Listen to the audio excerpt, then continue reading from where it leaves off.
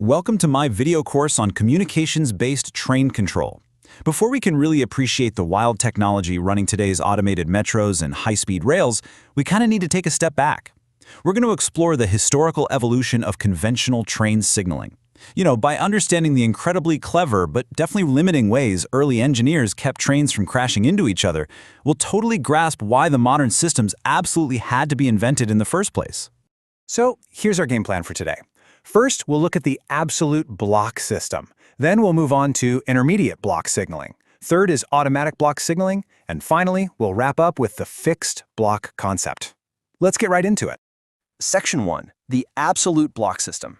This is really the bedrock of all railway safety. Okay, so to make sure trains don't collide, you obviously can't just rely on a driver looking out the front window.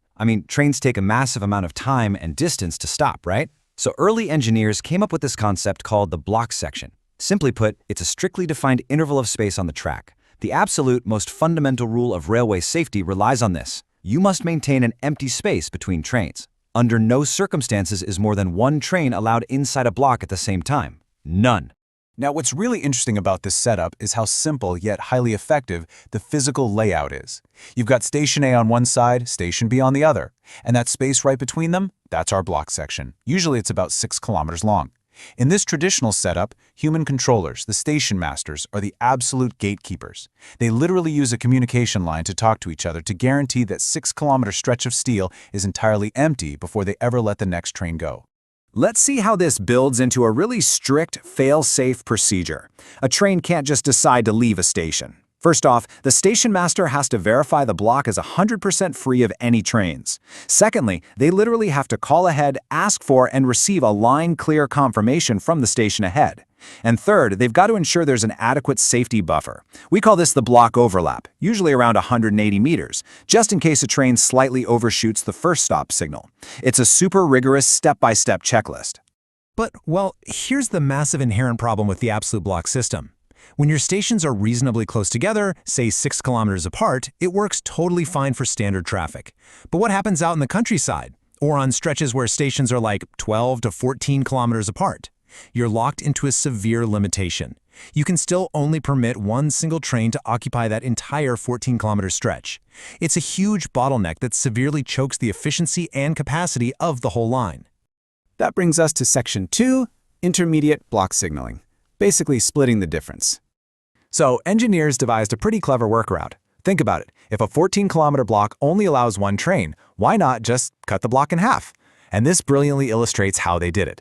By dropping an intermediate block signal right in the middle of the route, they physically split that long block into a rear section and an advanced section.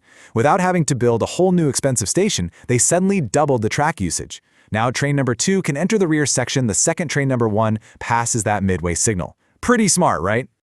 So the crucial point is that while intermediate block signaling effectively doubles our capacity on those really long stretches, taking us from a max of 1 train to 2, it's honestly still just a band-aid.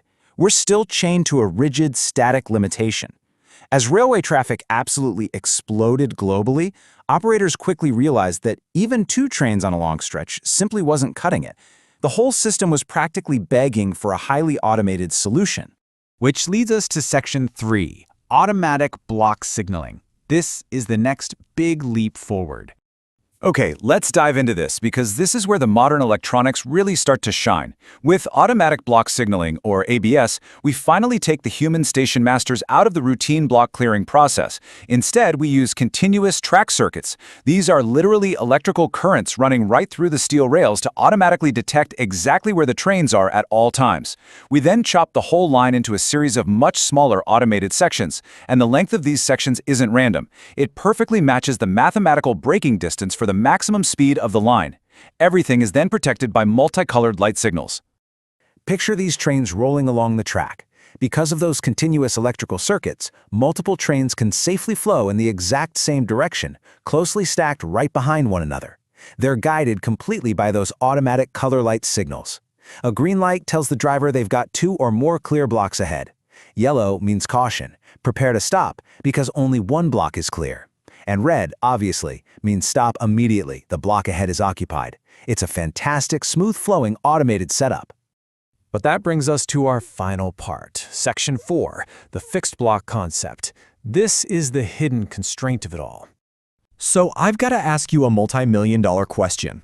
With all these fancy automated circuits and color-coded signals in ABS, why can't we utilize the full physical capacity of the tracks? Like, what is actually still holding the trains back from running closer together and getting more passengers to their destinations faster? Well, the answer lies right in the physics of the safety distance. Let's say we have train A traveling at 100 kilometers per hour. If it passes a red signal, worst-case scenario, it needs a full 1 kilometer safety distance to slam on the emergency brakes and come to a complete halt. Because the blocks in an ABS system are rigidly fixed based on this worst-case, high-speed scenario, it forces this massive artificial separation. Train A is forced to stop long before it actually gets anywhere near train B. And that is the fundamental flaw of artificial separation. You see, a fixed block system is completely rigid. It has no brain.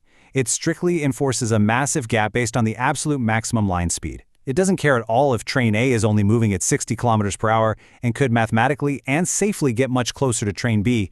It still enforces that massive high-speed separation. And worse, as the train in front moves forward inside its block, that entire stretch of track behind it becomes completely wasted, unutilized space.